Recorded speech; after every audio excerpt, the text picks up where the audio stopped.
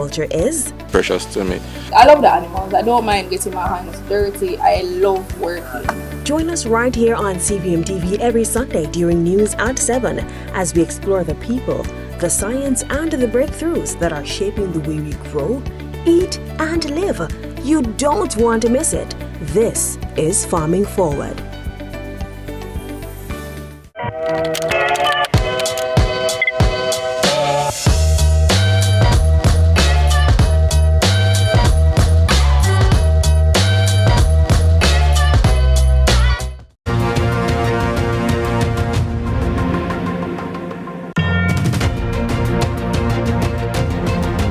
The opposition spokesman on finance, Julian Robinson, held court inside Gordon House today as he made the case for the opposition to take charge of government after the next election. He said that under the PNP's leadership, students' loans will be reformed because the the time period at which graduates are expected to start paying their loans, that will be increased by an additional 6 months. There's a particular commitment number 15, where he said the banks, the two big banks in the banking sector, NCB and Scotia, which control most of the public's money that is held for us by the government, that he will break up that duopoly of government funds being held and split it across all the 11 deposit-taking institutions as a means of ensuring that competitiveness in the banking industry translates into lower interest rates for customers. A hugely exciting proposal, one of several he put on the table, and I'll be talking about the highlights from his presentation right now.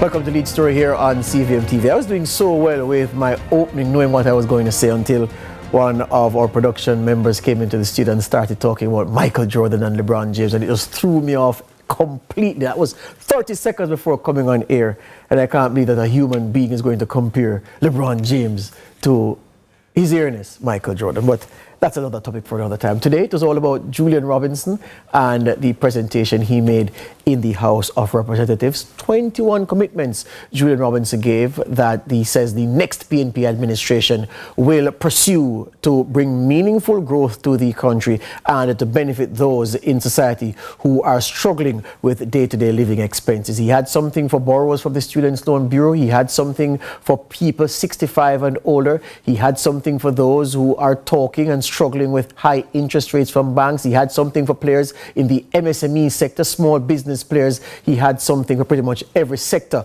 of society. He also had energy solutions, which he says the PNP administration will implement to bring down the cost of energy and to boost the productive capacity of the country. So let's get into it. Commitment 1 and Commitment 12. Commitment 1 dealt with the students' loan repayment period and that moratorium, and also a rider to that commitment, commitment to a commitment by itself. He says that under a PNP government, borrowers from the SLB will be able to renegotiate the terms of their loans to ensure that what they earn dictates what they pay.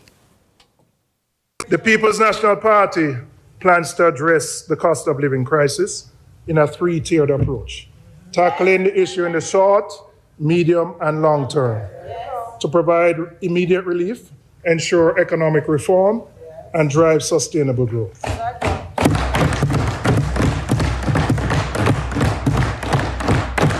In the short term, to address the cost of living crisis, we are proposing targeted policies that will cater to different demographics. One, the young people; secondly, parents with children; and then the elderly. Mr. Speaker, we're going to, first commitment we're doing, we're going to extend the post-graduation moratorium for students who borrow money from the Student Loan Bureau. Yes. And the reason we're going to do that, many of those who graduate need more time to settle themselves in the workforce. Yes. Giving them an additional 6 months will allow them that time to get the kind of job, and to be able to start the repayment. So that's the first commitment, Mr. Speaker. We're going to extend that moratorium by 6 months. The second commitment, Mr. Speaker, is that we are going to introduce a structured system that will allow borrowers to renegotiate their payments based on their level of income. The opposition leader has spoken to that already. And I'm going to explain why this is important. So, and I'm going to use some round figures. Let's say you borrowed $5 million and your repayment is $30,000 a month. But you haven't gotten the kind of job that allows you to pay the $30,000 a month. But you're paying $20,000 every month, right? And the reality is that if you look at the unemployment data, it doesn't say this, but we have a large percentage of what you call underemployment. People who are in jobs below their experience and qualifications. The challenge with the system right now is that even though you're paying the $20,000 that you can afford every month, you are considered delinquent and in default. Yes. And you're still paying the $20,000. And with the advent of the credit reporting systems, it means that those students are now confined to bad credit scores. So if they want to buy a car or if they want to buy a house, they have a very bad credit score. We are going to reform the Student Loan Bureau so that we can do away with that categorization of delinquency and being in default. So that not on an ad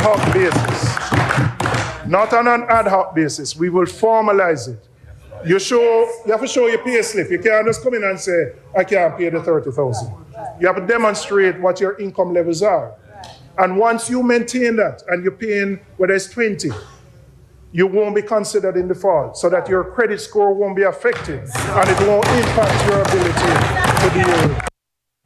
So commitments 1 and 2 having to do with the Students' Loan Bureau and the reforms that the PNP says it will implement if it forms the next government. One of the things the opposition spokesman didn't say, the moratorium on graduates before they start repaying their SLB loan. He says the PNP will add 6 months to it, so that means that there is a moratorium that exists now. It's currently 14 months. So under the PNP's plan, borrowers from the SLB will now have 20 months, a year and 8 months to start paying their students' loan back, rather than the current year and 2 months that already exists. So it's already 14 months, the moratorium. He says the PNP will push it to 20.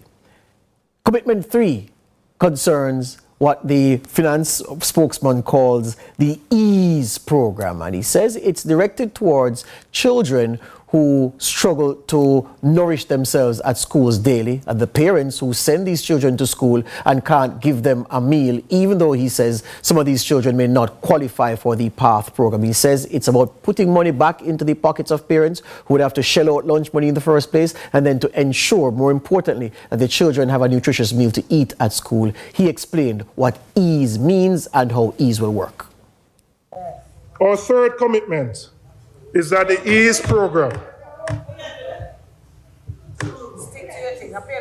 our third commitment is that the EASE program will guarantee that every needy student from primary to secondary school receives one nutritious meal per day at school, with a long-term plan to expand that to include breakfast. This is a solution that will put money back in the pockets of the parents who are already struggling. Now, I expected what I heard. I heard that. That's the point. We know that there are students on PATH who get the benefit. But every MP in here knows that there are thousands of others who are not on PATH who don't get any benefit. Outside of PATH, who don't get the benefits. We are saying, Mr. Speaker, that once you are in need, for those on the PATH program, but even for those who are not on the PATH program, we'll guarantee you one nutritious meal per day.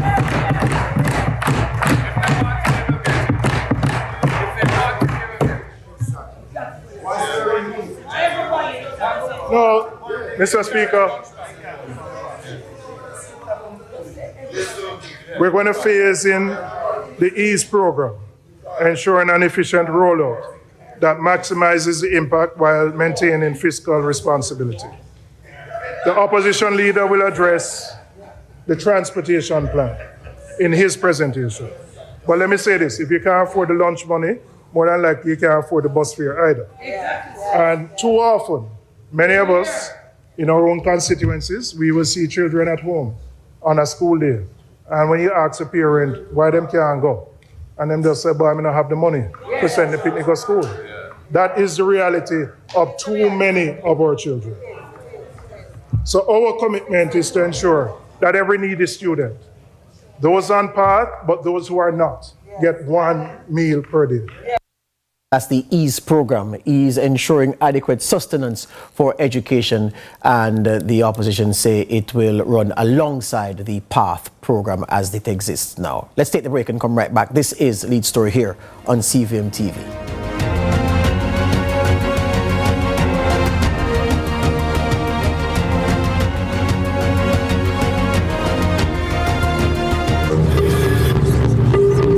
Join my private room.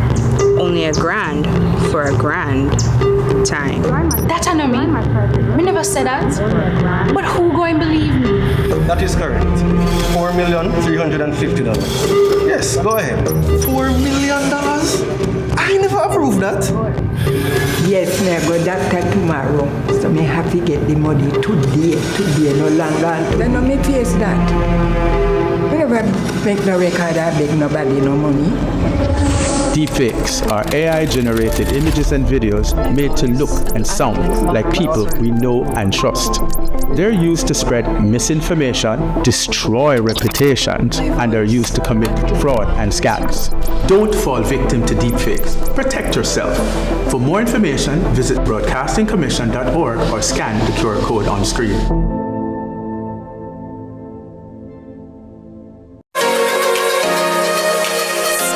Your Friday with the Sunrise Crew.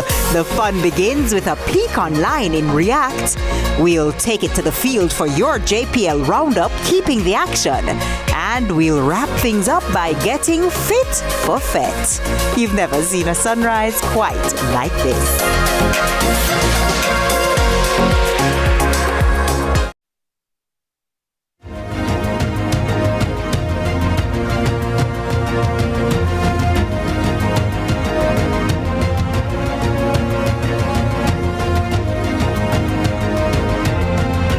21 commitments from the opposition spokesman on finance. The first two we played for you concern the Students' Loan Bureau. Number 3 concern providing a nutritious meal, at least one nutritious meal per day for needy students, and that runs alongside the PATH program. It's not looking to replace it or be a part of it. It's separate and apart, and they say, the opposition does say, that it will be introduced on a phased basis if and when they become government. What about number 4 commitment? He spoke, the opposition spokesman on finance, Julian Robinson, did, about a flat rate for the NWC bills sent to people 65 years and older.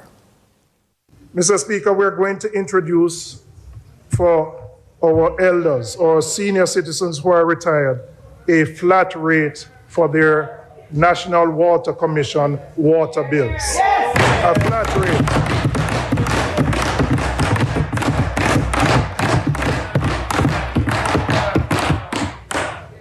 So every Jamaican 65 or over will benefit from a capped flat rate that will help to ease the financial burden.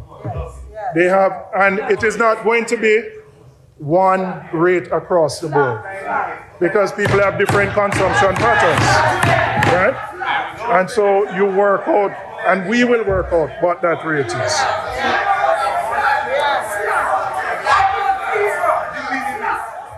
Important where this flat rate is concerned, he says, the opposition spokesman, that, I'm reading from his speech here, a special committee will be established to assess and set a fair and sustainable fixed amount using historical consumption figures as a basis. He says, however, that the policy will be designed in such a way that avoids persons who, knowing that their bill is fixed, run up the amount, excess consumption, because they know that the rate that they'll pay, well, the fee that they'll pay is fixed. He says there'll be a mechanism built into the arrangement that prevents that, and that a special committee will be set up to determine what that flat rate will be for persons 65 years and over. It's a benefit, he says, through the NWC. All right, commitment 6, he spoke about the JUTC, he spoke about the public sector wage negotiations and how a PNP administration would address problems under both those headings.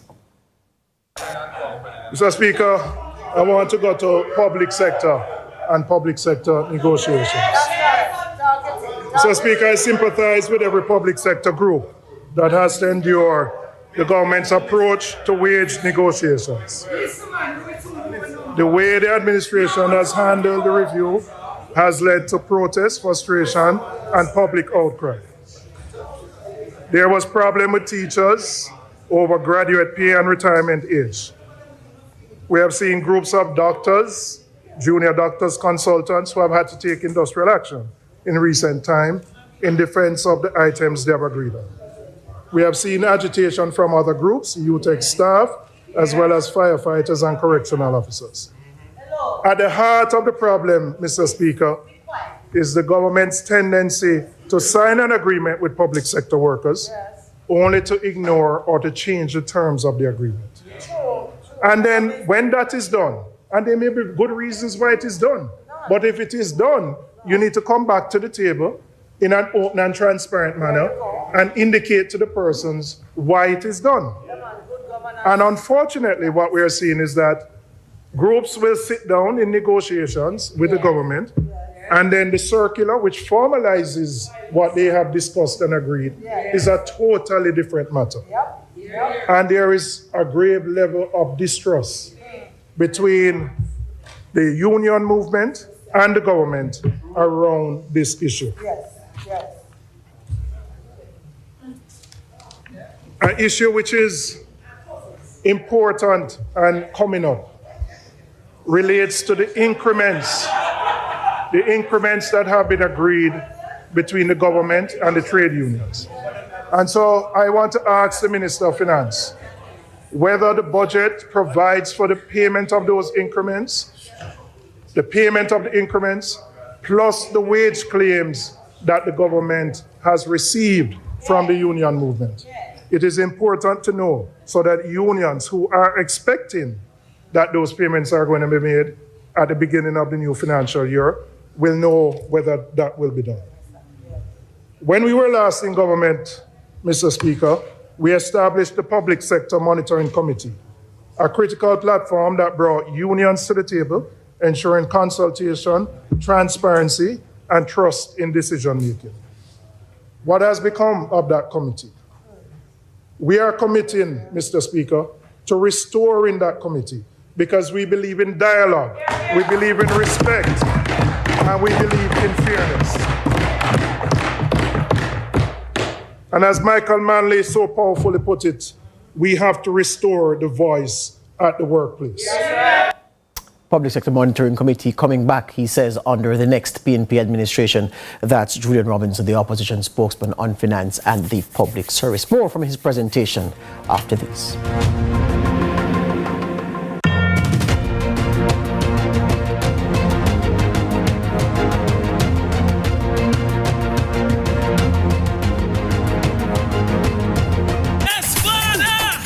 Episode 7. Next Gen Impact International Ministries.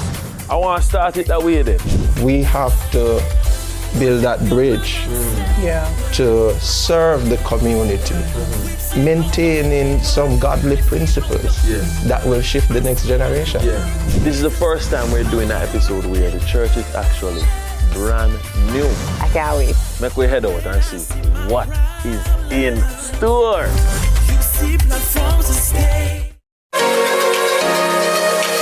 Spend your Friday with the Sunrise Crew. The fun begins with a peek online in React. We'll take it to the field for your JPL roundup, keeping the action. And we'll wrap things up by getting fit for fet. You've never seen a sunrise quite like this.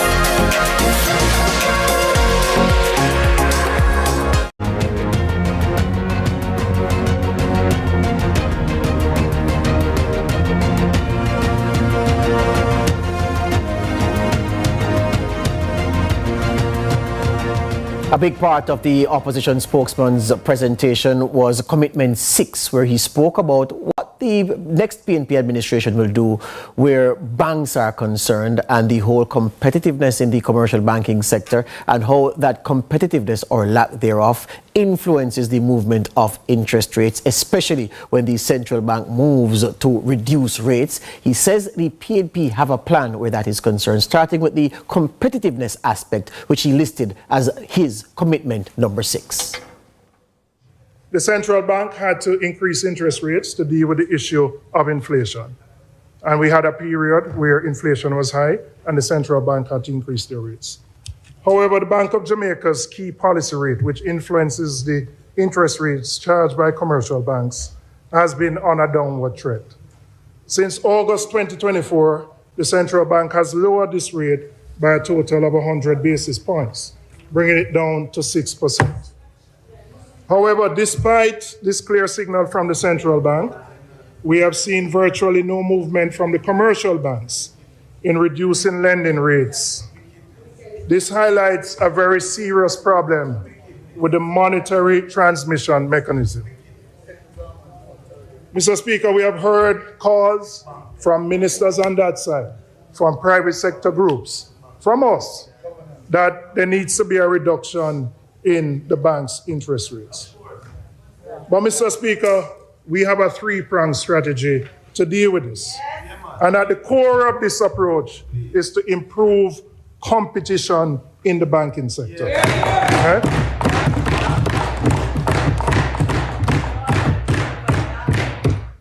The problem, Mr. Speaker, is that we have a highly concentrated banking sector. Right?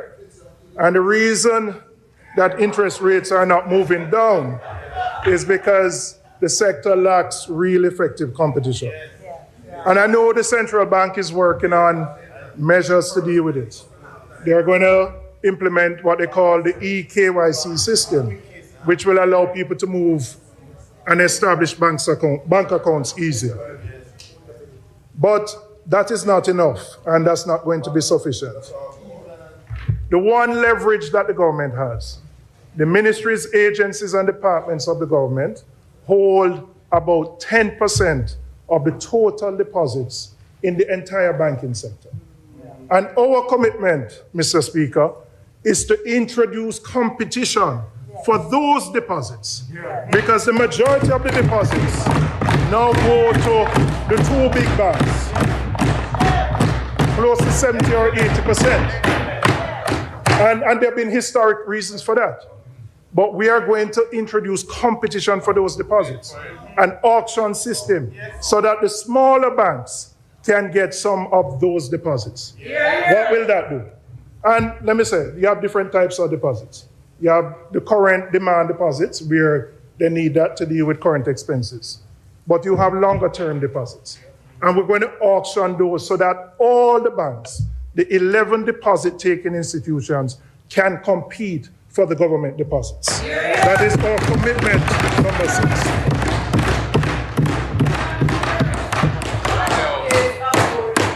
I'll tell you what this will do. It will increase competition because smaller banks will have access to more low-cost funds, allowing them to expand their lending activities and compete more aggressively. I'll tell you, I spoke to the head of one 2 weeks ago. And he said if he had access to more of those deposits, he could bring down his lending rates. He could bring down his mortgage rates. And so you wonder why I'm talking about this? If we're going to drive economic growth, we have to deal with one of the biggest hindrances, which is the cost of capital and access to capital. And so the reality is, government as the largest player in the market has some leverage. So use that leverage to improve competition in the market so that we can bring rates down. The second part of the strategy, which of course involves the opening up of competition in the commercial banking sector, involves the asset tax. And what the opposition spokesman on finance said earlier today was that the next PNP administration is committing to removing the asset tax that a PNP administration introduced. He says the PNP administration will remove the said tax, but over a 5-year period. It will be phased, and by 5 years they should be done with taking the asset tax, that burden, away from entities doing business. As I noted, there were 21 commitments given by the opposition spokesman on finance. I particularly paid attention to all of them, but what caught my eye was commitment number 15, where he spoke about access to finance for MSMEs, and that the Development Bank of Jamaica, DBJ, will be reformed to make accessing loans from the DBJ more attractive for SMEs. He didn't say easier, he said make it more attractive. He also said the DBJ facility, which currently excludes micro enterprises, there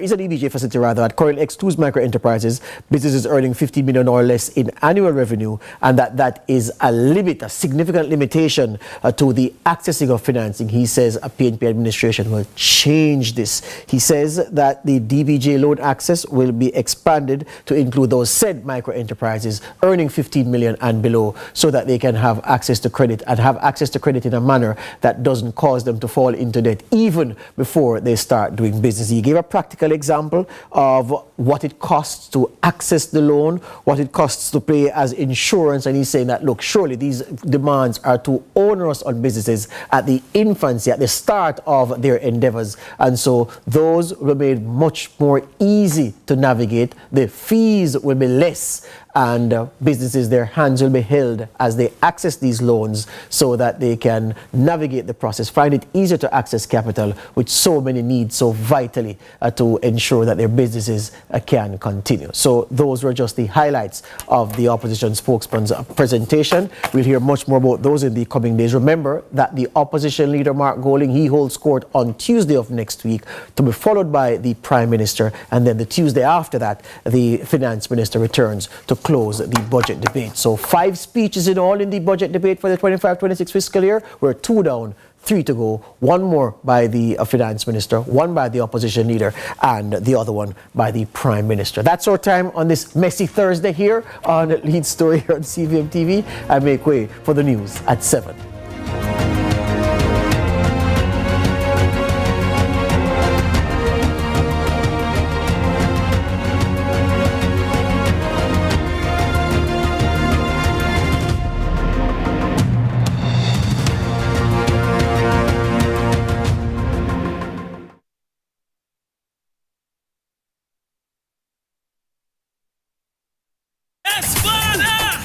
Episode 7. Next Gen Impact International Ministries. I want to start it that way then. We have to build that bridge to serve the community, maintaining some godly principles that will shift the next generation. This is the first time we're doing an episode where the church is actually brand new. I can't wait. Make we head out and see what is in store.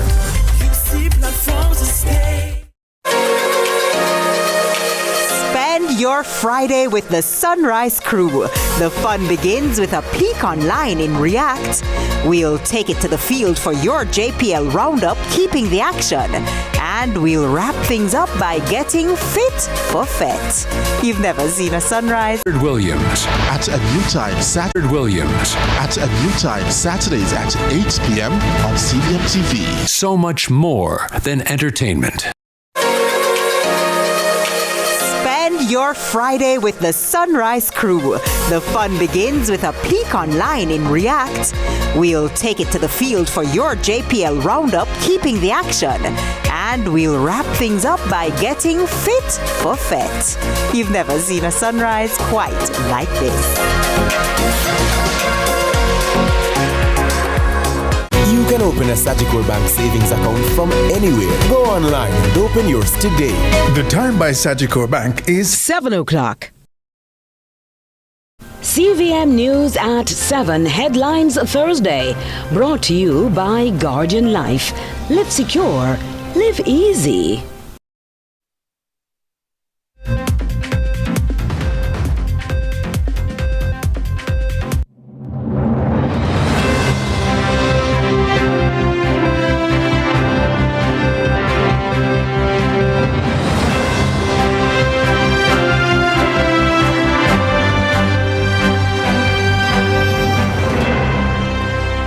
Tonight in CVM News at 7, opposition unveils bold economic plan. Former police commissioner named Jamaican ambassador to the U.S., while outgoing ambassador appointed to the Senate. In Query This, stray animals' legal woes. Know your rights. And in sports, Messi mania hits the National Stadium.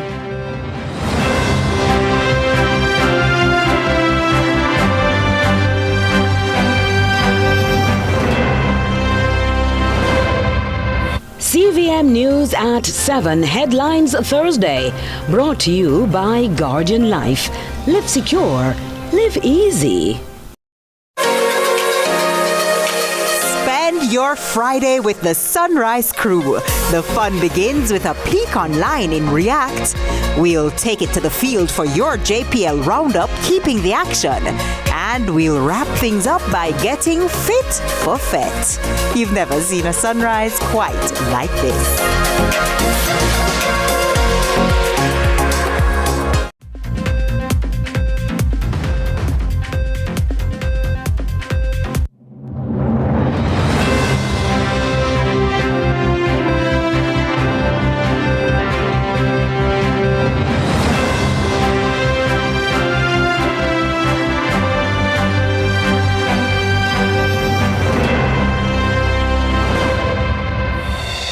From Kingston, Jamaica, this is CVM News at 7. It's Thursday, March 13, 2025. I'm Nika Lewis. Thank you so much for joining us. From rising costs to sluggish growth, the opposition says the government has failed to deliver the kind of economy that truly benefits Jamaicans. And with 2 straight quarters of negative growth, they argue the numbers tell the real story. Our Parliament reporter has been listening in. It's Ramon Gordon joining us now in studio. Well, Nika, tonight, Julian Robinson is not the only one criticizing the government's handling of the economy. He's unveiling what he calls a bold alternative to tackle the reality. It's a plan to tackle high costs, the cost of living, and boost competition and ease the burden on students and seniors. Nika, we have the details right now. Delivering what he believes to be his final budget presentation as opposition spokesperson, Julian Robinson pointed to 2 consecutive quarters of negative economic growth in 2024, which by international standards qualifies as a recession. The people are feeling it themselves. The people understand what their daily reality is. He accused the government of failing to create a high-growth, high-wage economy, leaving ordinary Jamaicans struggling despite claims of macroeconomic stability. On my way here from last night, my constituents have been inundating me. They want to know where they can get the Pro Box that costs $2,000 per month. That if you put it aside, where they can buy that Pro Box. Robinson rubbished the government's boast of economic stability, arguing that while tax revenues have increased, so has borrowing. The member is misleading the House. Mr. Speaker, you ever hear the saying, the wicked fleeth where no man pursueth? I didn't say you said it, but other people have been saying that we don't need to borrow. And that we've been using our own resources to fund everything. Right? And it is inaccurate. He also took aim at low economic growth. It is important to note that Jamaica was one of among the very few Caribbean countries that, even though affected by burial, that did not register positive growth after burial. Now, what is even more alarming, Mr. Speaker, is that when you look at the FAO data for the Caribbean, only Haiti has a worse food insecurity record than Jamaica. Robinson outlined the PNP's alternative vision, built on what he called a 4E strategy. The opposition also outlined a 3-tiered cost of living plan, targeting young people, struggling parents, and seniors. We will pivot from here and we will go over there. For students, the opposition is suggesting a program called Ensuring Adequate Sustenance for Education, or EASE, which includes a commitment to providing 1 free meal per day for every student, whether or not they are PATH beneficiaries. For tertiary learners, the opposition is proposing an extended moratorium on student loan repayments and the implementation of income-based repayment options. For Jamaica's senior citizens, the opposition has proposed a cap on water bills. And we will work out what that rate is. Robertson also took aim at deficiencies in the banking sector, pledging to break the dominance of NCB and Scotiabank, allowing government deposits to be spread across multiple banks. The opposition leader is set to make his contribution to the budget debate in the coming days. Ramon Gordon for CVM News. The government of Jamaica has shaken the political landscape with two groundbreaking high-level appointments. Former Jamaican ambassador to the United States, Audrey Marks, has been named to the Senate, marking a new chapter in her career.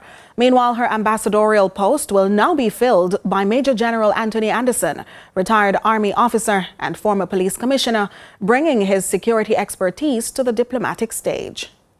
In a significant move to strengthen Jamaica's international relations and security partnerships, Senator Kamina Johnson-Smith, Minister of Foreign Affairs and Foreign Trade, has announced the appointment of retired Army man and former crime chief, Major General Anthony Anderson, as Jamaica's ambassador designate to the United States and permanent representative designate to the Organization of American States, OAS. Minister Johnson-Smith highlighted that Major General Anderson's leadership and expertise will be pivotal in advancing Jamaica's priorities, fostering ties with the United States and engaging strategically within the OAS. She acknowledged the groundwork laid by his predecessor, Ambassador Audrey Marks, in strengthening Jamaica's bilateral agenda. Major General Anderson is expected to take up his post in Washington, D.C. imminently. Minister Johnson-Smith says Major General Anderson brings decades of experience in defense, security, and strategic leadership.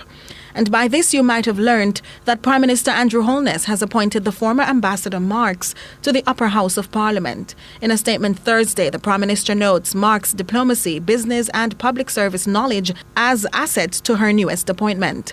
Ambassador Marks is Jamaica's first female ambassador to the United States of America and the only to serve at 3 different times in the role across 2 administrations. She boasts extensive experience in bilateral relations and advocacy in the OAS.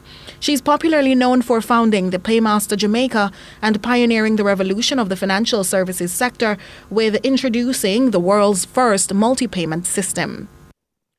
Elsewhere now, Prime Minister of St. Vincent and the Grenadines, Dr. Ralph Gonsalves, is letting the world know that his country is in no way complicit in exploiting Cuban workers. His remarks come amid new U.S. visa restrictions targeting officials linked to Cuba's overseas medical missions. Here's more from Courtney Lewis. Another world leader is yet again hitting out against new U.S. policies under the Trump administration.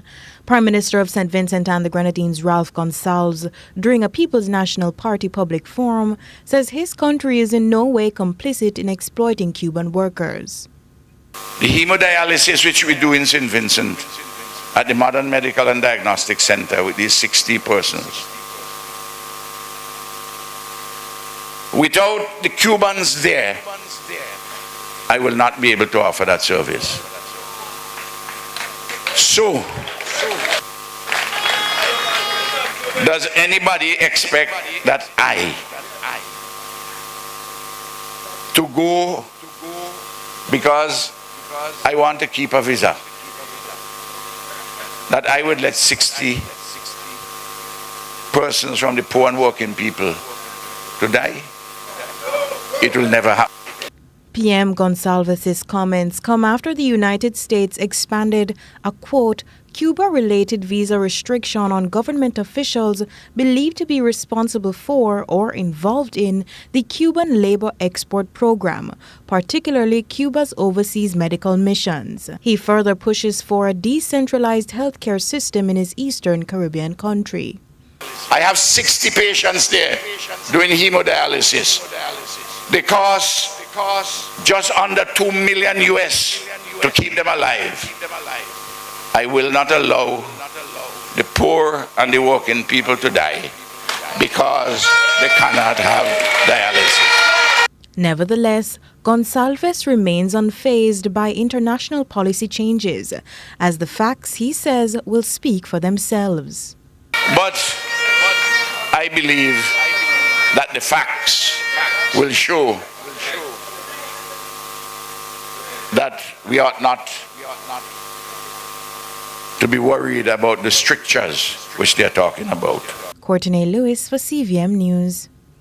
CVM News at 7 continues in a moment.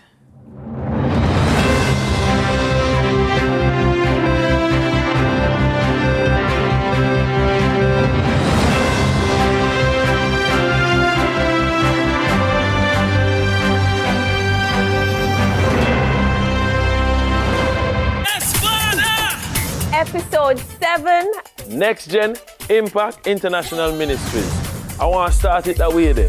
We have to build that bridge to serve the community, maintaining some godly principles that will shift the next generation. This is the first time we're doing an episode where the church is actually brand new. I can't wait. Make we head out and see what is in store. Digital, live life your way, no free what? Digital postpaid. With Digital postpaid, it's all about you. Sign up or pay your bills to stay active for a chance to win a luxurious all-expense paid trip for two to Royalton, Antigua. With round-trip flights on us. Every week you could win exciting prizes. Event tickets, gym memberships, spa packages, excursion adventures, restaurant vouchers, and more. When you opt in on the My Digital app, life your way starts now. With Digital, better connected.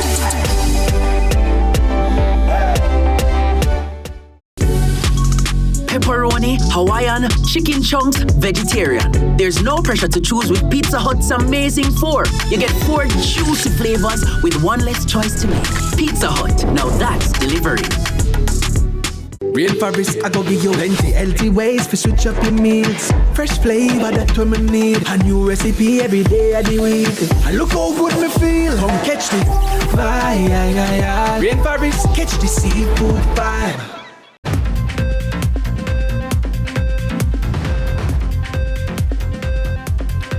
Welcome back. Though conversations around the Spark program have died down in recent weeks, councillors in Manchester have revived the topic. Their concerns with the project were highlighted at the parish's municipal corporation's monthly meeting today. Trisha Gay Kelly has more. With the government Spark program underway, there's much feedback, especially from councillors in Manchester who voiced their concerns with the ongoing roadwork in the parish. Councillor for the Belfield Division, Mario Mitchell, says the roads are far below acceptable standards. And I want that if it is that we as the local authority have to write them to remind them, both the NAA and whichever agencies that partake in those patching, that from what we have seen, and the persons have complained to us as the councillors as the first contact to say, what is it that we have done to the road? So if we just want to plug out holes or whatever the case is, there must be some minimum standards that should be there. That was merely one problem for the councillors, who further expressed discontentment with the operations. Councillor for the Knockpatrick Division, Carl Smith, believes enough thought was not given to the roads chosen for patching. Knowing to the fact that the Berry Town Road, we spent, I think it was either 1 or 2 million to patch out the first part of the road that would be more than 200 meters of road, was patched and fixed properly. And now to be told that that will be done all over. Personally, I think that's a waste of money, waste of taxpayers' money. But when the chief engineering officer in the Roads and Works Department stepped in to clarify, the basis of the concerns was narrowed down to a lack of communication. There has been no formal communication with the Roads and Works Department. However, Mr. Varden is saying that that is something that should have happened, and he's not sure where the communication would have broken down between NAA and the Roads and Works, because the policy that they are working off is that there should be consultation with the project officers and the Roads and Works Department as it relates to the roads that will be fixed in the parish. Since the roads are now in the hands of the National Works Agency, the mayor is questioning the agency's procedure going forward. At what point is it that, having taken the road from us, and I don't have anything in writing to say that they have taken the road from us, at what point do you hand back the road to us, and in what condition? Trisha Gay Kelly, CVM News. After much uproar about clearance of acres of land by Fort Rocky on the Port Royal Main Road in Kingston, the event is still scheduled to be underway. Adrian Williams shares the grouses from local bodies who have disapproved of the action. With partygoers still expected to fet at the all-night party at Fort Rocky, local agencies are still perturbed by the actions which have destroyed a mass section of land and its environs by the location on the Port Royal Main Road. Mayor of Kingston, Andrew Swaby, has made it clear these actions are strictly prohibited. After the visit, a press release was issued outlining our concern and steps we intend to take to ensure that our environment is protected and preserved. However, CEO for the Jamaica Environment Trust, JET, Dr. Theresa Rodriguez Moody, is not feeling pleased as the damage has already been done.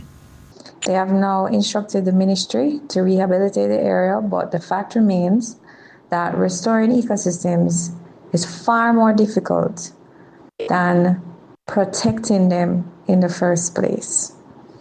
Despite this, we understand that the party plan for this weekend is still going ahead, but no parking will be allowed in the area that was originally cleared for parking. She believes development should never come at the cost of the environment. Adrian Williams reporting for CVM News. Many job opportunities in tech will be exposed to locals this weekend when an international agency hosts its first hackathon on the island. Beyond financial incentives, there will be a chance for those interested in the field to work abroad. Trisha Gay Kelly has more on that story. A global tech giant, Intellibus, is bringing a challenge to tech aspirants and experts in Jamaica to do more than improve the country's technological sector. Intellibus is hosting a hackathon, which will address many AI challenges in recent years. Founder and principal Ed Wattle says one such challenge in the industry is little to no good prompt engineering. Prompt engineering is really about having the ability to ask the right question. They say, of course, it's you need to be smart enough to give answers, but probably you need to be smarter to ask the right question. But the sessions are not only geared towards using AI. It's also about developing shortcuts to run programs. It's on the ethical side of hacking. Hacking, normally people think, oh, someone's going to get in my computer and break something. No, this hacking is like, finding a hack, like finding a way through the situation. So this hacking is really about, how do I hack my way through writing a software quickly? So it's really teaching people the tips and the tools and the tricks. So it's the other meaning of the word hack, not hacking and getting in your computer. Wattle says much potential has been left undiscovered, and with his company's hope to expand, they're seeking new employees, another benefit from the event. BPO employs 60,000 people, but the technology sector, my understanding is employs only about 17,000 people. I think that sector could employ 50, 100,000 people. So there's huge opportunity that increases productivity, the kind of jobs, like we're here, we're daring the best people to come forward, meet the challenge, and we're offering salaries which would be, even at the starting level at 10 million Jamaican dollars a year. The hackathon will mirror a shortlisting process, which will give the experts an idea of their top players for employment. Nevertheless, those selected will still be required to go through the interviewing process. He's inviting all interested Jamaicans to attend. The people that we need are people who really want to work with new age technologies, AI, of course. Right. But AI alone is not enough. You need AI as a tool to work with other programming languages, to write code faster, to fix bugs faster. And so we work with technologies like Java, JavaScript, which have been there for a while. But more importantly, with the power of AI, making use cases that weren't possible before with traditional technologies. The hackathon will begin on Saturday, March 15, and run until the following day. Trisha Gay Kelly, CVM News. After nearly a decade of waiting, vendors in Yala St. Thomas are finally seeing progress on a long-promised commitment. But as some settle into the newly reopened market, questions remain about what comes next. Shante McNeil has the details. A 9-year promise finally fulfilled. Local Government Minister Desmond McKenzie says he couldn't be more pleased. Back in 2016, he vowed to restore Yalas Market in St. Thomas. This week, that promise became reality as the gates swung open, welcoming vendors back to the facility, albeit still undergoing renovations. While not all have returned, many have eagerly resumed business. There are some 50-odd vendors who have indicated a willingness to come into the market. So we have ground provisions, there's a nail tech, there is 4 butchers, we have haberdashery, and other persons. Mackenzie says registration is underway and further assessments will guide additional renovations. Until then, vendors can operate rent-free. He also assured vendors that their voices will be heard in shaping the market's future. The intention of the government and the municipal corporation is to engage the vendors at every stage. So the engagement have started, and we will continue the engagement, and I am quite sure at the end of the day, I am hoping that before Christmas, we will have a new look Yalas Market to benefit the entire community. Councillor John Lee praised the minister's efforts, highlighting the long-awaited relief for vendors who have endured harsh conditions for years. For many, this reopening marks the end of struggle and the beginning of stability. The dust and everything outside and the heat from the buses them, me feel relief. Me no in that problem again. So we do safe over there. Vehicle pass and chin all stone on the wall. We can look out we high, you know? Yeah. Yes, it's safe and more secure here. Shante McNeil, CVM News. There's lots more to come in CVM News at 7 right after this break.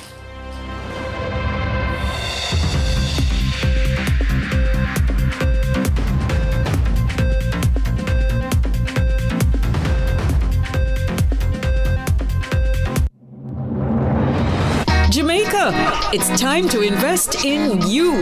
It's your chance to own Trans-Jamaican Highway Limited shares. Now's your opportunity to build wealth by investing in a company that's been delivering solid returns. Whether you're new to investing or already winning big, now is your time. Offer opens March 4, 2025. Visit goipo.jncb.com for details and apply today. Your highway to wealth starts here. Conditions apply. Spend your Friday with the Sunrise Crew. The fun begins with a peek online in React. We'll take it to the field for your JPL roundup, keeping the action. And we'll wrap things up by getting fit for fet. You've never seen a sunrise quite like this.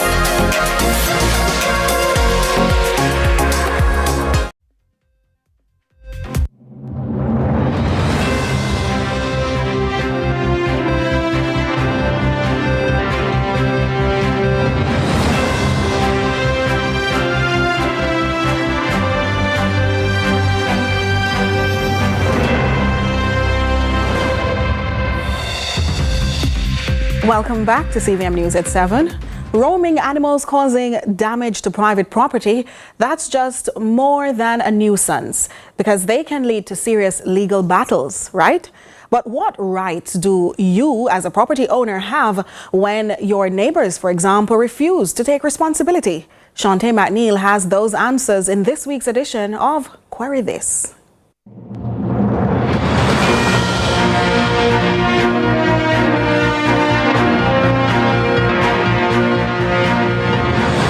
Any animal, if anyone come to my property, I would pound them in my yard, that's the pound, and then call the owners or whatever, try to get in touch with somebody who own them, and any damage they have to pay it. When I go to the police, first explain myself to him, tell him what the problem is about, and make the police go to her, give her a warning, or if anything to buy back, she buy it back. And if so be the case and she don't want to do it, then me just take my action. Them think they are serious things. So if you talk to a person and them now try deal with the thing, deal with them animal, tie them up or something, coop them up or something, well, that are the result if that's how we eat it, you know.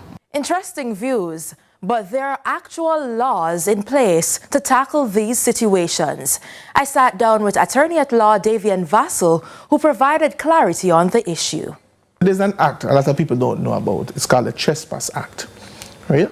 So under this act, the owners of livestock, goats, pigs, poultry, sheep, whatever it is, they have a responsibility to properly secure these animals, to prevent them from trespassing onto the property of other persons.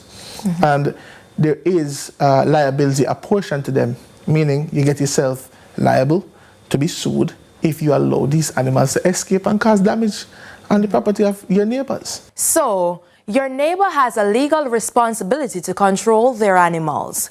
But what happens if they don't?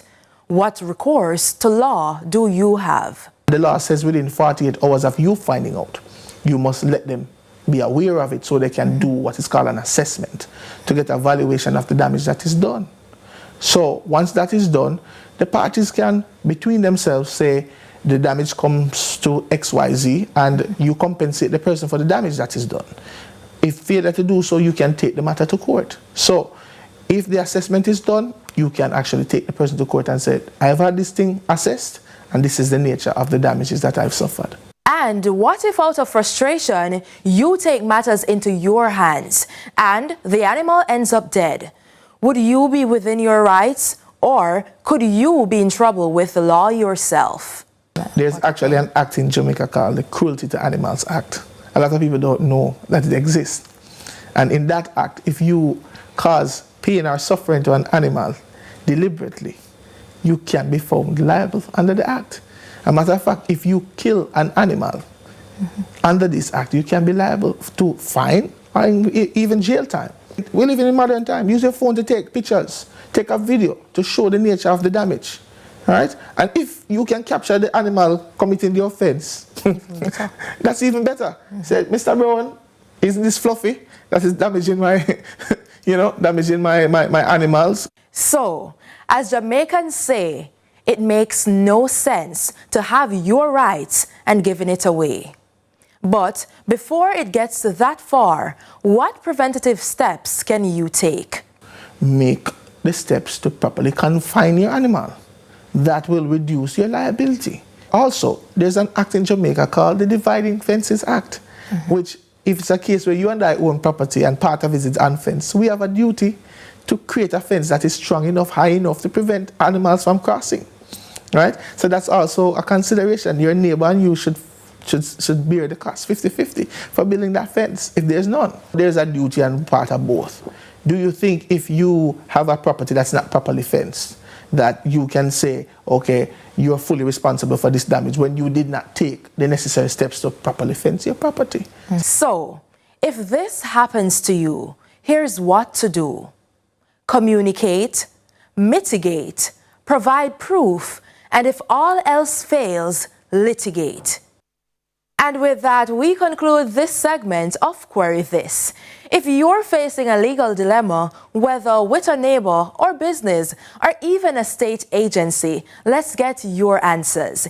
Email me at cmacneil@cvmtv.com with your Query This, and I'll help you navigate the law. Until next time, I'm Shante McNeil.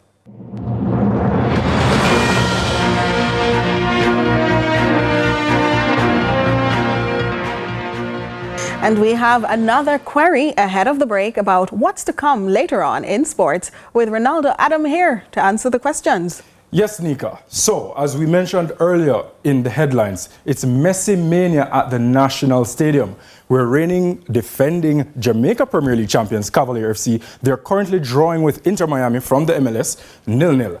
They have a tall task ahead of them because they're down 2-0. But I also want to take the time to assure the Jamaican public that we are not affiliated with Inter Miami, despite my pink and your purple.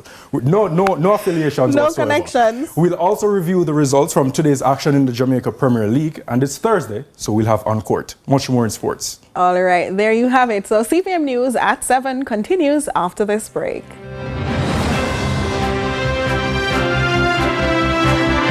Do whatever the crunch you want with KFC's popcorn chicken. Now available in hot and spicy. KFC, it's finger licking good.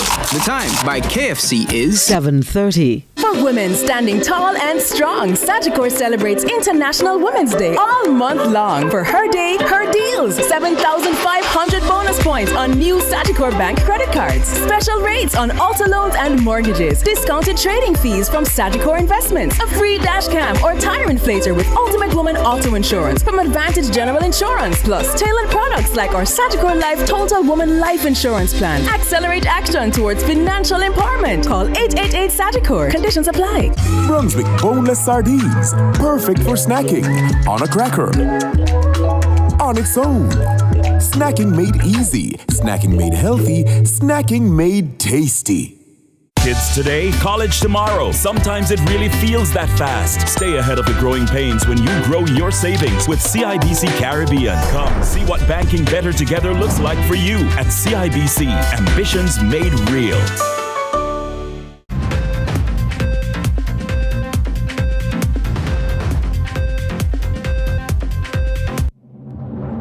Welcome back. Now to the business report with Joel Crossgill.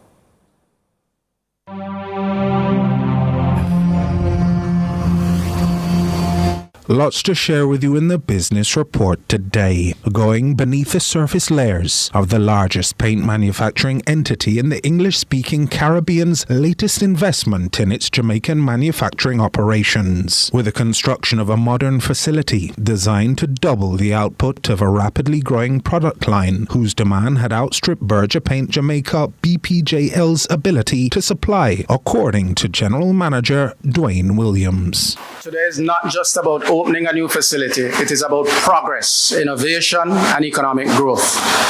This plant represents a bold step forward, one that strengthens our local economy, creates jobs, and reaffirms Berger Paint's commitment to excellence in manufacturing and sustainability. As we sit here today, we celebrate more than just walls and machinery. We celebrate opportunity. The facility will not only increase production capacity, but also enhance efficiency, support local suppliers, and contribute to community development. It is a shining example of how business growth fuels national progress. Since 1953, Berger Paints Jamaica has been providing innovation in paint products and services to the dynamic local coatings market, designing solutions specifically developed for the Caribbean environment. And though the new plant will initially focus on the expanding demand for its trowel line, the capacity to develop other product innovations provides additional layering to its future utility, according to BPJL Chairman Christian Yanyos. The old machinery could only produce 450,000 litres per annum over 2 shifts. Therefore, we made the decision to invest a significant upgrade to this plant. This new machinery is capable of producing 980,000 litres in 1 shift. So if we go to 2 shifts, nearly 2 million litres. So definitely 4 times what the previous equipment can do. Beyond capacity, this new facility is also designed around product innovation. It will equip us to launch a variety of new offerings born out of local production, including but not limited to roof compounds, joint compounds, and ready-to-use crack fillers, just to name a few. Some of these products have already begun to hit the market and are available in our hardware locations and being used by some of our core project customers. This $130 million investment represents a material improvement in our business operations, enabling us to scale production, foster innovation, and enhance service delivery across the board. Ministry of Industry, Investment and Commerce Aubin Hill, who was the invited speaker, provided added texture and context to what the Jamaican $130 million investment says about business confidence in Jamaica, both internally and externally. Through this investment, Berger Paints Jamaica Limited is making a decisive move, putting their money where their confidence is. And you speak of confidence. The latest Conference Board report by the Jamaica Chamber of Commerce state that business confidence is at a very high place. It was raised by 12.9% over last year business confidence. This is more than business expansion. This is resounding vote of confidence in Jamaica's economy and Jamaica's future. It is proof that Jamaica's manufacturing sector is thriving, innovating. The Trolon business is Jamaican, born and done right here, and diversifying and competing on a regional and global scale. And the finishing touch. Much of Berger's success can be attributed to its team of employees, 60% of whom have served for more than a decade, whilst research and development have proven to be the distinctive pigment of Berger Paints Jamaica's heritage for over 72 years. So too, a commitment to supporting local. We are proud to claim that 95% of our products are locally manufactured and over 30% of our suppliers are local businesses, highlighting our dedication to building sustainable growth within our community and contributing to the development of brand Jamaica. And that was your business report. I'm Joel Crosskill.